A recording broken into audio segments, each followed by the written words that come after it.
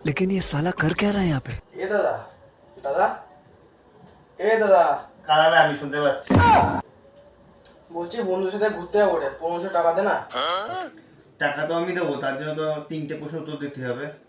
3টে কোশ্চেন উত্তর মানে তোর এক একটা কোশ্চেন 500 টাকা করে? যদি একটাও ভুল বলিস কোশ্চেন প্রতি একটা করে চর। কোশ্চেন প্রতি একটা করে চাস? ও ঠিক আছে, তোর তো আমি প্রত্যেকদিন খাই, কি আর নতুন কথা কি? ও ঠিক আছে, ঠিক আছে দাদা আমি রেডি, আয় তুই। প্রথম প্রশ্ন, হাতিকে ফ্রিজে কি করে ঢোকাবো? হাতিকে হাতিকে আবার কি ফ্রিজে কি করে ঢুকায়?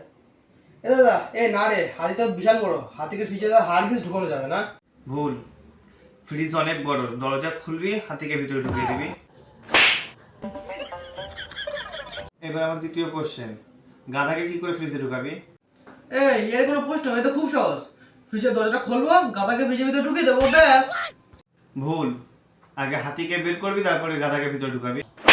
क्या सोच है रे तेरी? লাস্ট কোশ্চেন, জঙ্গলে বাদরের বিয়ে হচ্ছে, কোন পশু যায়নি? কোন পশু যায়নি? কোন পশু? হ্যাঁ এ দাদা বাঘ যায়নি, কারণ বাঘ গেলে তো ওখানে সব পশুকে খেয়ে ফেলতো, তাই বাঘ যায়নি। ভুল, গাধা যায়নি, কারণ গাধা ফ্রিজে বন্ধ রয়েছে।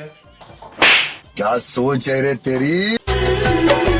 बात कुछ समझ न आए, कमी का हम